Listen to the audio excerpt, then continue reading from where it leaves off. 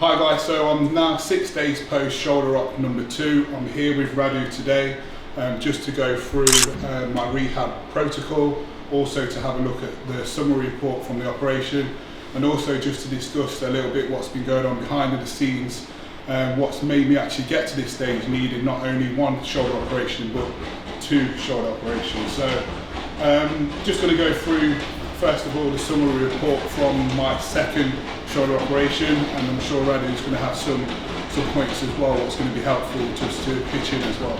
So I've got this report. I'm not sure if I sent you this actually. You did send it to me, so let's go. So basically Mark, his first operation was done in mid-December last year, so the end of last year. It was to clean some superior osteophytes. His basically shoulder is riddled with, if you don't mind me using that term, with osteoarthritis. He doesn't have much of a cartilage, or pretty much the whole cartilage is kind of gone into the whole glenohumeral joint. There is a lot of osteophytic growth. From that, also flattening of the humeral head as well, which is quite concerning, because that at some point would need to be reshaped or addressed as well. There is what the surgeon did on the first operation. He released the capsule, but I haven't seen Mark till was 2 months post-op, isn't it? Yeah, 2.5 months, close to 3 month mark post-op. Unfortunately, the capsule, the shoulder capsule has tightened up. It's been, like, from what I gather from Mr. Noorani, Dr. Noorani, he said that it was riddled with capsulitis. He cleared that out. He released the capsule again, so the second operation to release the capsule further and create a little bit more movement, create a little bit more space. Unfortunately, something that I was worried about, it was an inferior osteophyte, which is quite proeminent. It's about 3.8 centimeters, isn't it? 38 millimeters. And that couldn't be addressed through a normal keyhole surgery. To address that issue, Mark would have had to sustain a full open shoulder surgery, which at this point in time and in his career is not advisable because of the duration of the rehab and the impact generally on everything, really, the whole life. So and I think even on that, sorry to cut you off, Radu, when I had my second consultation with Ali before going ahead with this second keyhole operation, we discussed between the three of us the different options of what it might be in terms of operations, whether that will be a keyhole surgery or whether that will be open surgery. We were, between myself and Radu, thinking that the open surgery, although it's more invasive, might give us the best outcome long term to actually get rid of the osteophyte, because the bone spur, it's like Radu said, it's very big. But going from the expertise from Ali, he said that where the size of the osteophyte is, it's not actually going to impede the range of movement I need to get into. While I was asleep, I do have videos of me pre-op, with where my range of movement is very limited, going to external rotation and also at 45 degrees, and then post-op I've seen the video where I'm still asleep, that the range of movement is actually increased, albeit I'm still asleep. So sort of in my mind, I'm always going to go with what the surgeon, who the expert is in this case, is Ali. I've had the input from Radu as well, so we've all tried to make the best decision for me to get back to competing, but also being mindful that we've got to think about the period of time I've got to actually get back competing, and open surgery just would have put me back way too much. So this is now my second operation, and like Radu You had said, it just Friday. Yeah, so that's it's not right. even a week. It's Yes, not even a week. I will talk about just vaguely the rehab process, what I did last time post the first operation, and it just wasn't quite right. I'm not going to go to specifics, but I wasted a lot of time and energy trying to see loads of different people. People's telling me it's in my head. It's in your head why you can't get into these bicep poses, why you can't get your hand overhead. And to me, it just wasn't that. And I travelled all over the country, myself and Kerry, clutching at straws. And then I came across Radu from a post from Mr. Noorani, because they work together quite often. He works with a lot of his patients. And I reached out to Radu, and 2.5 months in, after seeing him regularly, he gave me direction. He explained to me why I was getting these symptoms, which I'm sure he'll explain to you guys as well, why I was getting these symptoms and why it's got to this stage. And he also helped me moving forwards on where we should actually look to try and improve. And the second operation came around based on one of the sessions, the physio sessions, when we was working in the gym, and we was going through some movements, and Radu was basically thinking and saying my shoulder shouldn't be moving or making the sound what it's been making, and that's what led us to have a second MRI scan. And based from that, that's when we were in contact again with Ali, and this is where the second operation has now come around.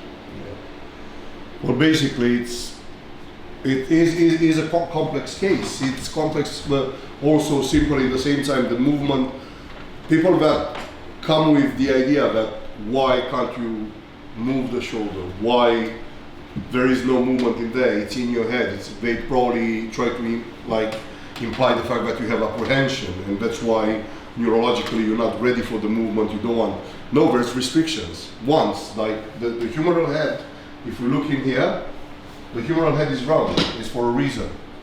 Round, yeah? Well, the humeral head is round, as you can see here. Yours, the cartilage around it, here is gone. It's not a lot of cartilage, but probably very small patches of cartilage that are not helpful they're not really helpful to put it this way. The labrum, which creates more stability to the shoulder joint, is also frayed and gone. The acetabular surface here, which again cartilage, again it's shaved. It's got very little surface, gliding surface in there. Because of that, and because obviously the nature of the training that you do, let's move actually, because to be a little bit more specific on the right shoulder. As I said to you, the humeral head now is going from a ball, it's going to a flattened, on the top it's flattened. And that is one of the reasons why the shoulder can't go into full range of motion. On the other hand, as I said, we have these inferior osteophytes underneath here that are probably looking something very roughly like this. You know, it's protruding quite a lot into the glenoid surface on certain movements. E.g., that's what I suspect would have been one, your symptoms. So you always accused it from the beginning, from the very beginning, when your symptoms started 2 years ago, you said that you first of all wanted to, every single therapist that you've seen, wanted to get in there subaxillary and press against there, because that's where you felt like most of discomfort. Does it make sense? Yeah. So there's a lot of symptomatology coming from here. We can't touch that at the moment without an open surgery. So we try to make the best. We try to, so what Mr. Noorani again has been doing is to release the capsule. The capsule is the complex of ligaments that goes around the shoulder joint. That is the capsule. And now the capsule, because of the inflammation and the fact that the bone is grinding, bone on bone, the joint is grinding, it's basically bone on bone. At the moment it's attracting a lot of inflammation. And that inflammation is going to migrate obviously into the ligaments. And the ligaments catch that inflammation and they become stiff. You see? Now, I'm a little bit like torn in between like the rehab protocol with, you know, like what has been said about forcing the shoulder in a range of motion that we expect the shoulder to go. But that automatically, yes, you stretch the capsule, you keep the capsule under that range. But because of the lack of cartilage in there, that's going to attract also inflammation, which will go, yeah, so it's like a kind of, it's feeding on one to the other. We stretch the capsule, but in the same time we inflame it. You see? Yeah.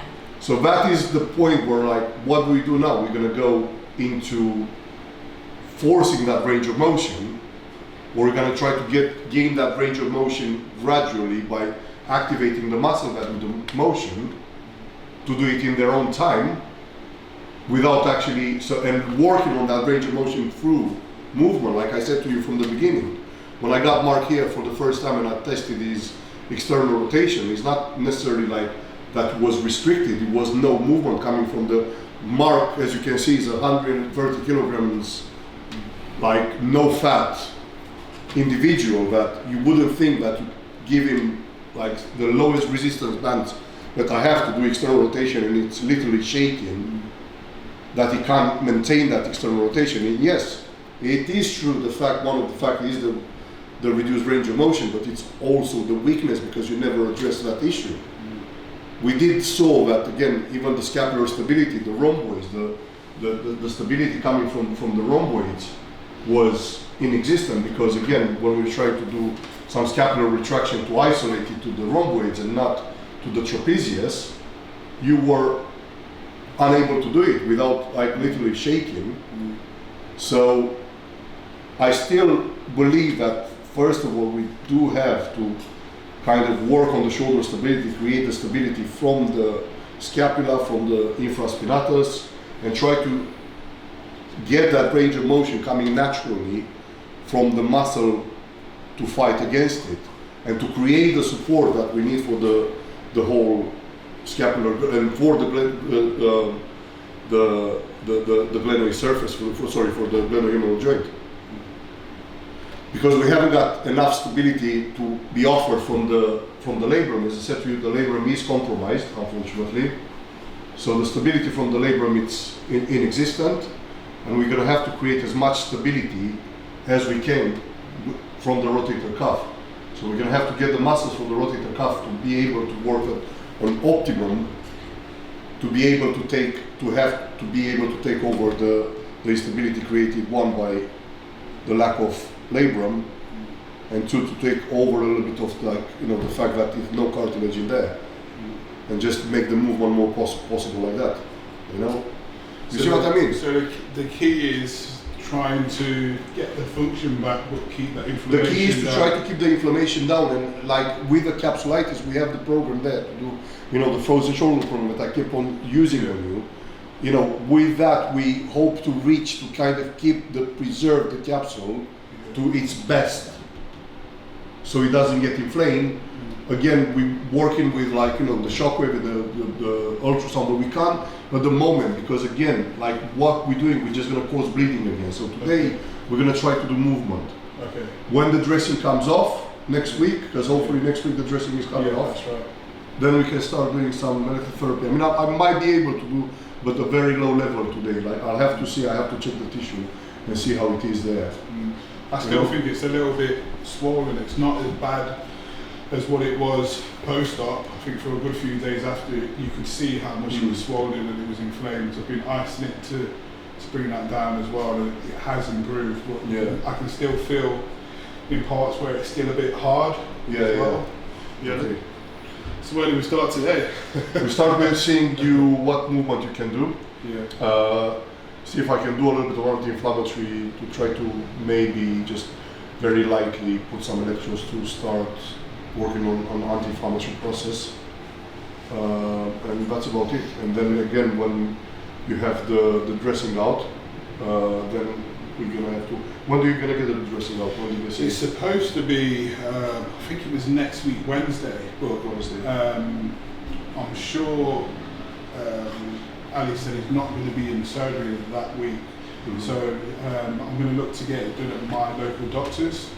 to get that removed. But it should be next week, Wednesday. I'm sure it will be. That's when they would take all it off and take off any loose ends we needed to be cut as well. It's a bit swollen, but this was a lot higher before. Been isolated a lot around this area, around the middle, around the top. I think it's probably still a bit raised around here as well. It is a little bit off, yeah. But to be honest, it looks quite good. Not bad at all. Been isolated a lot. Bring the arms here. Let's see how much we can open. This is always going to be bad. This is I know, but like I actually feel like I feel like I can move that quite a bit. That's good. That's encouraging. Here. That's encouraging. Let's stay here like that. Remember the exercise with sitting down on the bench. Yes. Yeah. So at least we can. So when have you done any of this? So when you said about this before, because me and Radu spoke a couple of days post-op, he said he gave me a few of the exercises we worked on before, and one of them was this exercise here. When I went to do it initially, why I'd stopped because this area was still quite swollen. So I tried it, and I thought, you know what, because it still feels swollen around this area and a bit inflamed, I thought the best thing for me to do is just keep on icing it and let this actually come down. And then by the time I see you today, which will be a few days later, then we can maybe have a conversation and you can either say, yes, you should. Well, let's see if he moves, because that's only what we can find now. Bench. That clearly goes more when he did. So we have a little bit more external rotation now. So again here, you don't want me to think about into the scapula, it's just moving. So just move it, just move it, just don't think, just move it, try to bring it up. And what do you feel? Do you feel anything now happening inside the joint? Do you feel that grinding? Do you feel anything? So I need as much feedback as possible. That just in here, it maybe catches the slightly. I wouldn't say that it's the grinding. You can probably, could you hear that then maybe? So when I come down into internal here, I feel maybe just around the front of the shoulder. Yeah, well, that's where all the instruments went in and the camera and everything. But then when I go from I kind here of expect that pain on the and front. going out here again. But if you remember, if you recollect, what was this movement like prior to the operation and all the grinding and everything? I don't feel that grinding sensation what I felt before the operation. Okay. So let's start with just like without overcomplicating, just literally just because you got like how many kilograms of meat we got in there, quite a bit. So we don't really need to put anything else or think about anything else. Just do the scapular, just squeeze your scapulars together and release. And go again and squeeze them as much as you can. Hold there for 3, 1, 2, 3, and release. And if you come here and pan, you can see how. On the left side is not that, but you can see how automatically you see how much is shaking on this side. Just using purely his own weight, nothing else, So again, squeeze. That's actually pretty mad, really. Yeah, look, see? And relax. So again, like I explained to Mark on the first session when I saw him, and I just try to isolate the rhomboids, the rhomb just for the camera, just to understand. The rhomboid is a very important muscle in scapular stability. The rhomboid is actually a very small, tiny little muscle. However, it's got a very, very important role in scapular stability. So I'm just going to show you here. You can just pan out on the rhomboid here, so you can see. Basically, this is the rhomboid. This is a very, very important muscle. This is the one that creates the stabilization of the scapula. Now, if you can see, like in rehab, that's the problem that we have. The rhomboid also does the retraction, elevation, and internal rotation of the scapula. And then when you rehab it, what you have to be careful, the fact that the trapezius actually does the same movement, which is the retraction of the scapula. I have two muscles, one massive, thick and strong, and you got the tiny feeble one that's underactive and doesn't actually work according to plan and is atrophied, and you're trying to hit this muscle, it's going to be very, very hard. And you can see when you try to isolate it, I mean, if I would tell Mark to trap it out like that. Just use your traps. Look, use your traps. Look at that. Is he shaking? Absolutely not. See, what he does in there essentially does scapular retraction. No shaking about. Now I'm going to tell Mark to relax his shoulders, pin them down, and try to aim down and squeeze them together. Look at that. Fatigue. Let's do a few movements. One. So that must take over a lot all the time then. Yeah. So no, he's isolating the rhomboids now, but you can see how weak it is, how fatigued it is, because the rhomboid is just, well, and it's the same movement, is the retraction of the scapula. One, we're using the rhomboids now, and you can see how the rhomboids, see the trapezius is nice and relaxed, doesn't do anything. Rhomboids are doing the movement, but they're struggling because they're weak. Now, what do the rhomboids do for us? You can continue to do that to your fatigue, and I'll explain the camera. So the rhomboids basically give you the platform from where to push from. It pretty much creates the stability that the floor will create the stability for you to jump. Yeah. So if you jump off a hard floor, you can generate power upwards efficiently because you have something stable. If you need to jump, if you try to jump off an inflatable, I don't know, dinghy in the water or like an inflatable lino, you're not going to be able to generate power efficiently. You can have a rest now. Because that's wobbling. So as it wobbles, all the energy, it leaks inwards rather than being able to propulse you upwards. So that is the role of the rhomboid. The rhomboid is stabilizing the scapula while you're doing movement from the shoulder. Now if you haven't got that stability created by the rhomboid, everything else fails. Hence, that's what I came up to the conclusion that Mark's shoulder, like slowly degenerated in time because of the lack of scapular stability. And that's what I'm trying to bring a little bit of awareness to the bodybuilding community. Yes, guys, it's brilliant. It's lovely to work on, all these, main muscles in the body, the pectorals, the deltoids, the biceps, the triceps, all the legs and everything else. But we have to think about the stability that's created under by the small shitty little muscles. My the back ones. right now feels absolutely pumped. Yeah. And it's the same when I first seen Radu when we started doing these exercises. Before I was face down, head on a little pillow, doing these same exercises. My upper back feels like it's an alien movement. Like I've been lifting a heavy weight. Yeah. Just by doing a simple movement, it's like So yeah, that's what I was going to show. You see all the muscles that everybody works on. Again, it's the big muscles here that cover the body, but underneath that, underneath the big deltoids, underneath like here, underneath the trapezius, all over we got muscles that stabilize the whole structure, the scaffolding, the foundation of our body, the one that stabilize the big muscles to do the work. The big muscles without the stabilizers, like as I said to you, starting with the rhomboid, starting with the infraspinatus that does the external rotation, starting with the supraspinatus that does the abduction of the shoulder, so lifting the arm up. Then you got the subscapularis that does the internal rotation. Without these muscles, like that's why the shoulder will get into the situation that Mark's shoulder got, because of the lack of awareness of like how important basically the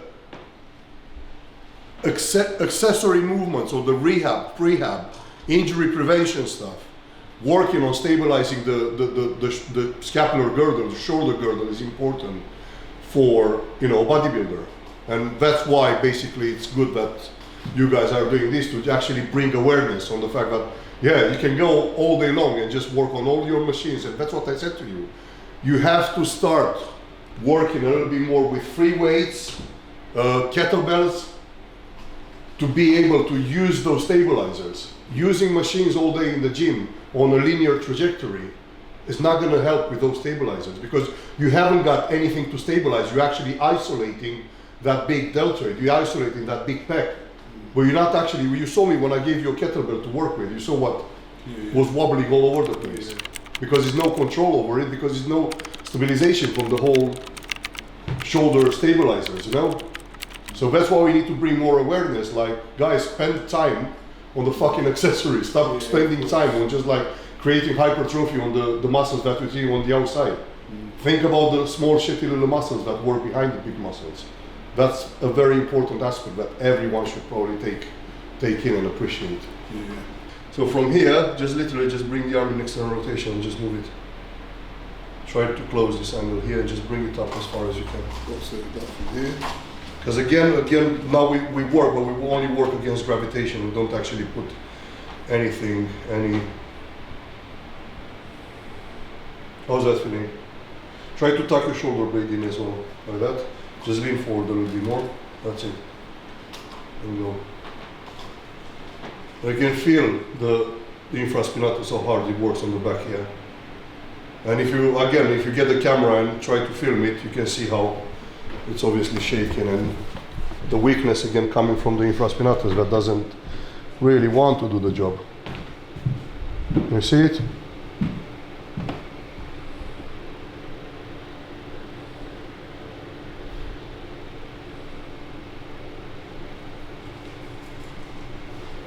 Do you think a lot of it is going to be down to like relearning? Well, yeah. Relearning. Well, that's what I said to you from the Yeah. beginning. Until this movement will become, Because nothing is going to happen. if he lifts his arm up, for example, he'll use Yeah, his but trap that's dominant. yeah, of Whereas course, now yeah. you need to teach him how to work How things to around it, pin so it can actually the work. scapula down by using the wrong weight and then lift the arm up. That's the next movement that we're going to do. Try not to slide off the bench, please. And don't break my fucking bench, yeah? Fuck me. Do you get that? Oh, Do you lose some weight, Did please? you feel So this would be like the it's fifth time? here, can you say? I need to actually sort that out. Fucking is that? It's not a bench, it's you. Keep your arm on the side as much as you can. That's it. And now pin your shoulder blade down here. And just like literally just bring it in abduction as far as you can.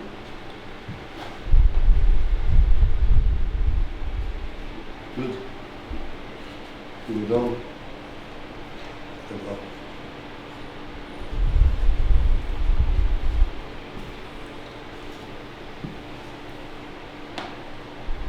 Pin it down and up.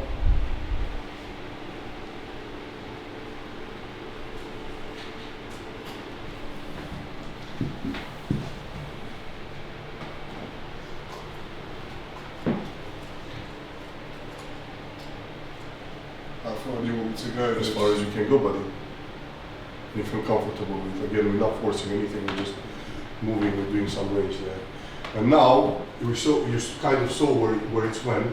I want you to just put your hands a little bit lower and actually go in one motion, one linear motion. No, just one, like, so let me, that's it. Perfect, and down. That's it.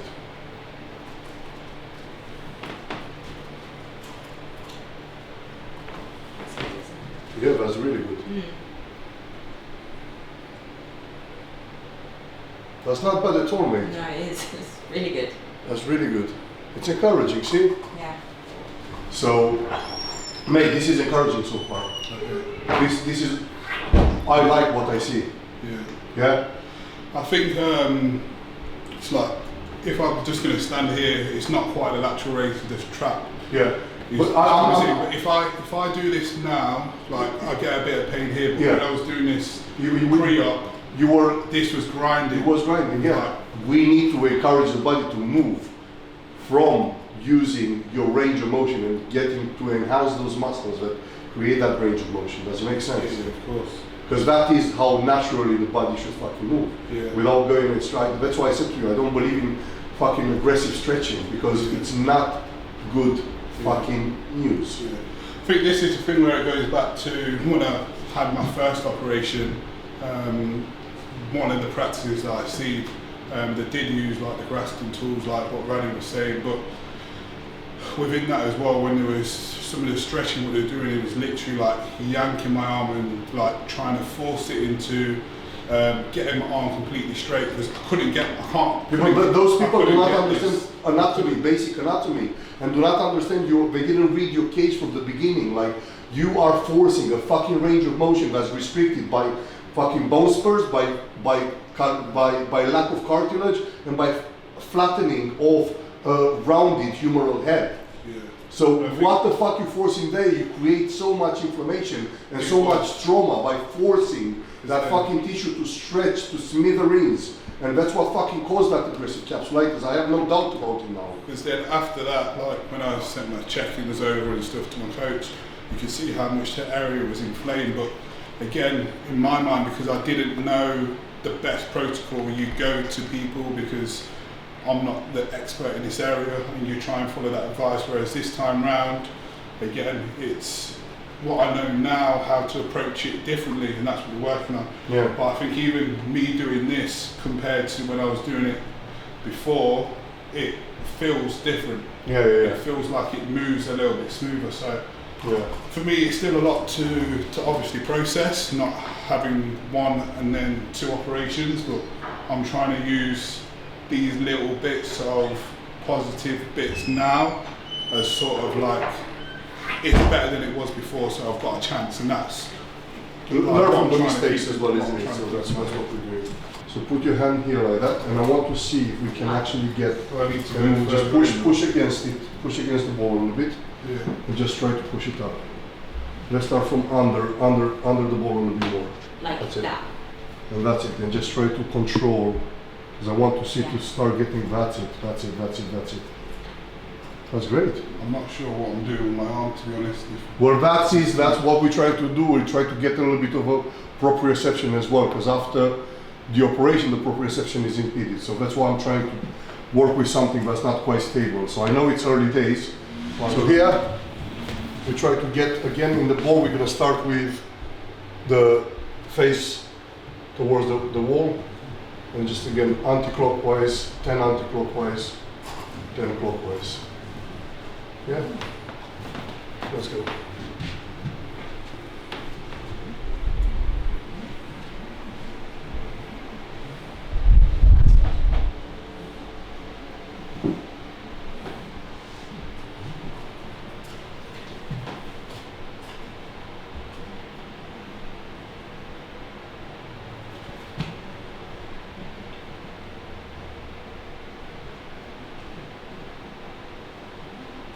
How's that? Yes, okay. Yeah? Yeah. Fantastic. Let's try to do that from the lateral side. Yeah? So from here, same stuff. Try to look forward. Small circles. You don't have to fucking go backwards. Do you want me standing just completely straight on? Just try to stay completely straight on. Okay. Yeah? As much as you can. Try to get, because you had the range. Bring the arm up now. We got the 90 degrees range nearly, yeah? So you should be able to go at least from here and do that. Yeah? Small circles. I'll hold that for you. You turn around. That's it. And now just reach for the ball. Put your hand there like that. Just try to press in the ball. Just get a little bit closer. But not that close. That's it there. And just now try to do just small circles. All I want you to do, just small circles. That's perfect. Perfect. And the other way around. Yeah, you ready? Yeah. Let's go. Small circles, that's it.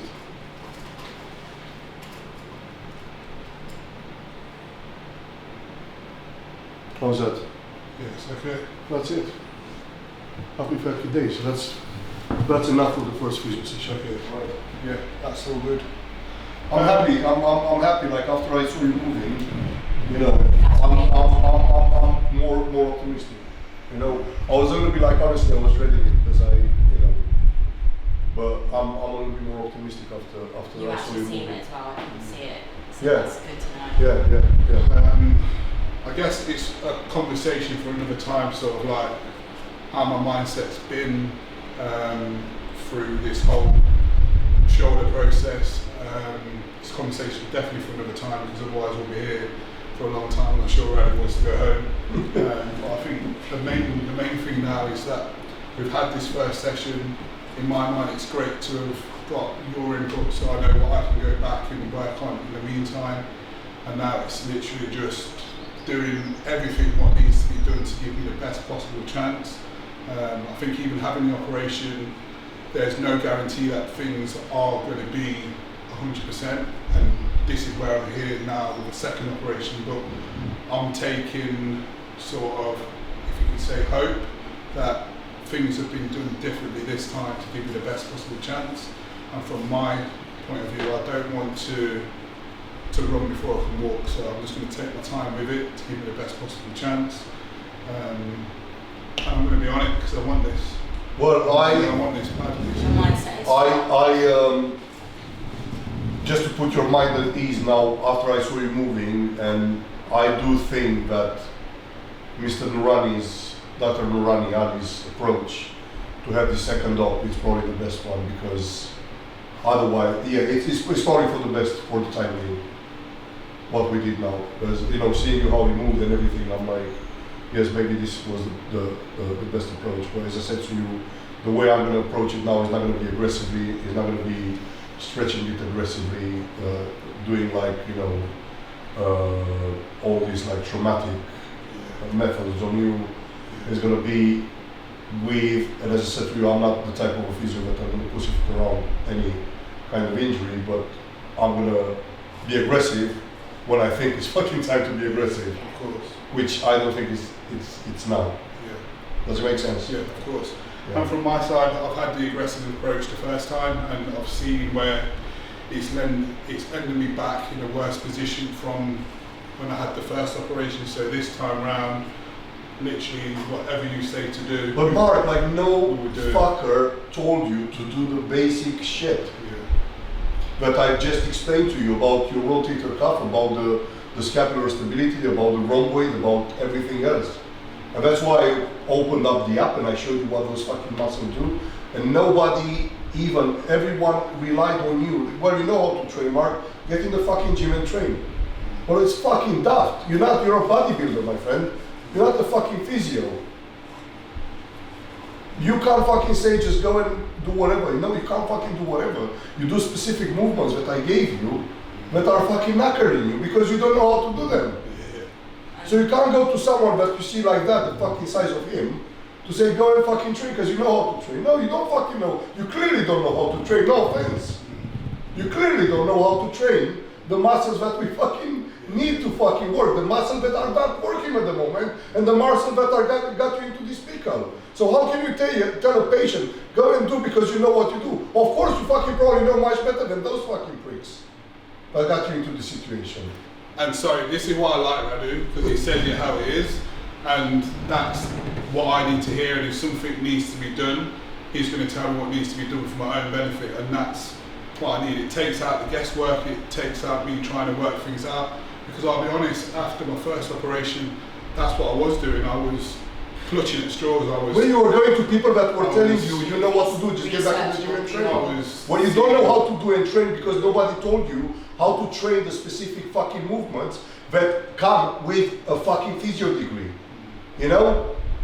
You can't just say like, you know, I see someone and just fucking, you know, well, you've been training all your life, just fucking go and do that. No, I have to, I get people that they train all their fucking life, but incorrectly, and I guess they come to see me because they train all their fucking life incorrectly, because otherwise they wouldn't be here.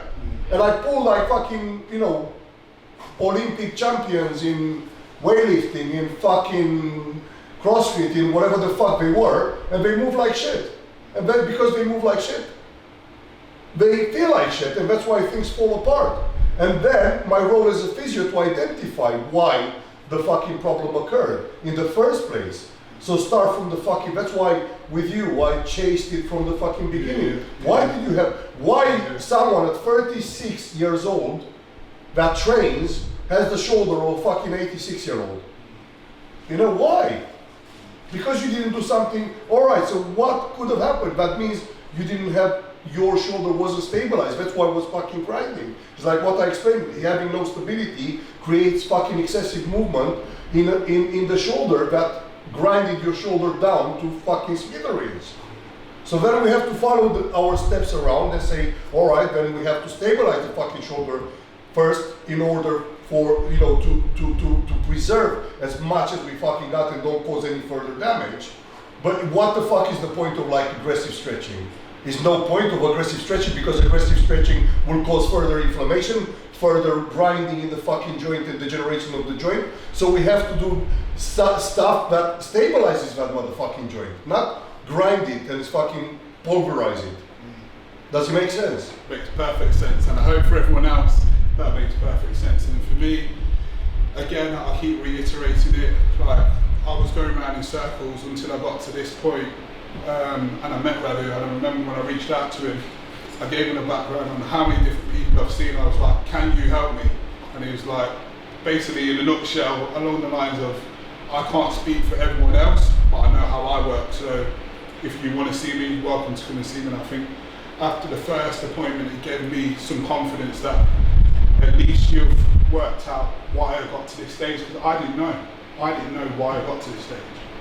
Does it make sense to you now? It makes perfect sense, yes. And I think even when you look back, when I'm on the bench and you can see how much I'm shaking, I've still got the relearning and the retraining to do. And I think this, what looks so basic to me, is actually going to probably make the big difference for me to have a chance to even get back to where I need to be.